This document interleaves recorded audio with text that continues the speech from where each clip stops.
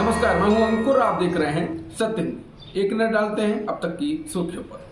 India गठबंधन के दलों ने कुछ एंकर्स का बायकॉट कर दिया है, जिसके बाद बीजेपी नेता सुब्रमण्यम स्वामी का कहना है कि आजीविका कमाने वाले पत्रकारों की बजाय मीडिया के मालिकों पर हमला क्यों नहीं किया जाए। क्या इंडिया गठबंधन फाइनेंस के लिए मालिकों पर निर्भर है?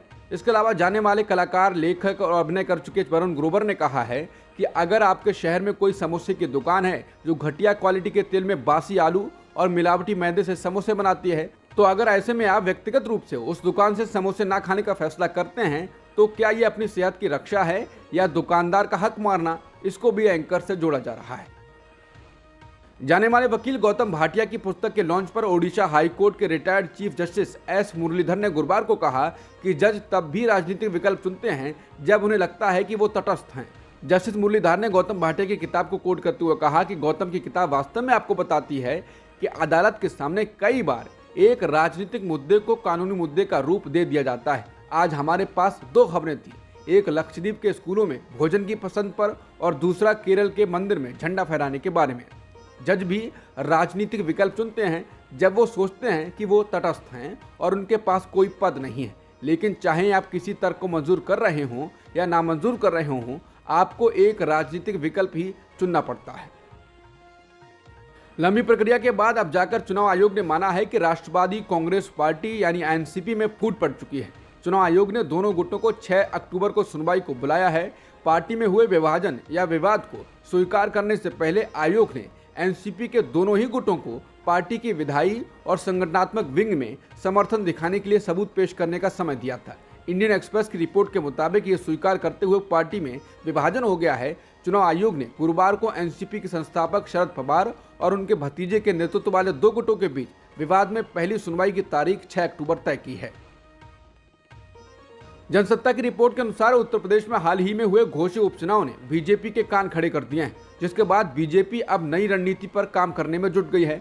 उपचुनावों में दलित वोटों के समाजवादी पार्टी में चले जाने और 2017 की तुलना में 2022 में जीती गई अनुसूचित जाति आरक्षित सीटों की संख्या में गिरावट से बीजेपी चिंतित है। अब ऐसे में 2024 लोकसभा चुनाव से पहले बीजेपी नमो मित्रों की मदद ले रही है, जिनके जरिए बीजेपी उत्तर प्रदेश में इन समुदायों के बीच अपनी पकड़ को मजबूत बना सके।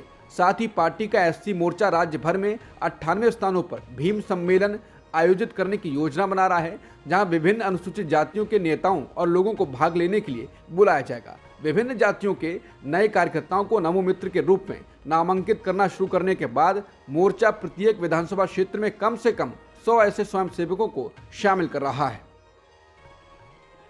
कश्मीर के अनंतनाग में सेना और पुलिस के अधिकारियों की मौत पर कांग्रेस के वरिष्ठ नेता और पूर्व केंद्रीय मंत्री पी चिदम्बरम ने केंद्र सरकार पर सवाल उठाया है।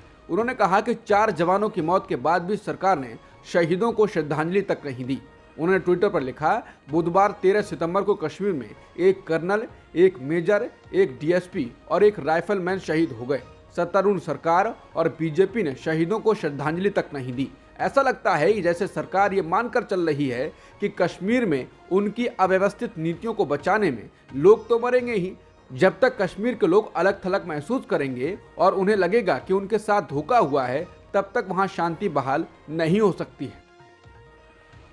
कांग्रेस ने अनंतनाग में शहीद हुए मेजर आशीष धौचक की मां का वीडियो ट्वीट किया है, जिसमें वो बहुत ही गमगीन हैं और रोते रोते उनके आंसू सूख चुके हैं। वीडियो में वो कह रही हैं कि मैंने अपना बेटा पालकर देश को सौंप दिया था। सरकार क्या कर रही है? सरकार अगर बुलेट प्रूफ जैकेट खरीद देती तो सारे बच जाते। किसानों के बेटे ही शहीद हो रहे हैं, कौन सा सरकार का कोई बेटा शहीद हो रहा है? बता दें, पीएम मोदी की इस बात के लिए भी आलोचना हो रही है कि जब जवानों की शहादत की खबर आई थी, तब पीएम मोदी बीजेपी मुख्यालय में जश्न मना रहे थे और बाद में चुनाव प्रचार कर रहे थे। मैतेई समूह के नेताओं ने गुरुवार देर रात रक्षा मंत्री राजनाथ सिंह से मुलाकात कर मणिपुर से असम राइफल्स को हटाने की मांग को लेकर दबाव बनाया। बता दें, मणिपुर पिछले 4 महीनों से जातीय हिंसा से जूझ रहा है।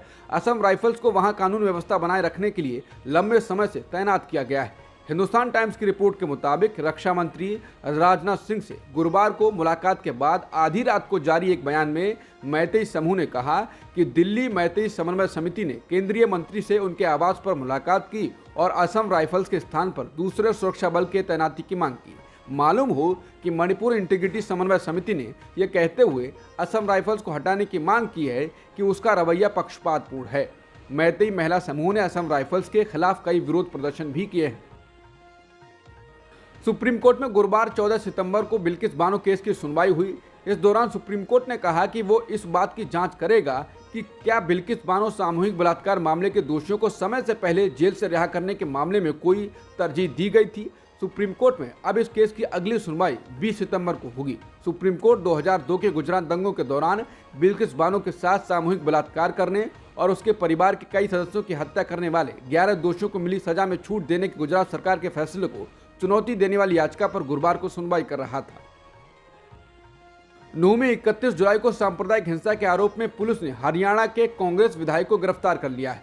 मेवात के फिरोजपुर झिरका से विधायक मम्मन खान को एक एफआईआर में आरोपी बनाया गया है। पिछले हफ्ते नूंह पुलिस ने उनसे पूछताछ की थी।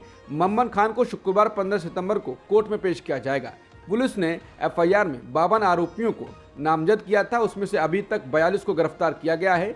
एक आरोपी को पहले ही जमानत मिल चुकी है। पुलिस सूत्रों ने कहा कि मम्मन खान को जिस मामले में आरोपी बनाया गया है उनके खिलाफ पर्याप्त सबूत हैं। एशिया कप 2023 के सुपर 4 मैच में श्रीलंका ने पाकिस्तान को 2 विकेट से हरा दिया है। इसके साथ ही अब फाइनल में श्रीलंका भारत से भिड़ेगा और पाकिस्तान टूर्नामेंट से बाहर हो गया है। डकवर्थ लुईस नियम लगाकर ये मैच 42 ओवर का हुआ और इसके लिए श्रीलंका को 252 रनों का लक्ष्य मिला। टीम की इस जीत में कुशल मेंडिस का अहम योगदान रहा, जिन्होंने 91 रनों की पारी खेली। वहीं चरित असलंका ने नाबाद 49 रन बनाए। अब तक की सुर्खियों में इतना ही। बाकी खबरों के लिए बने रहिए सत्यहिंदी.com के साथ।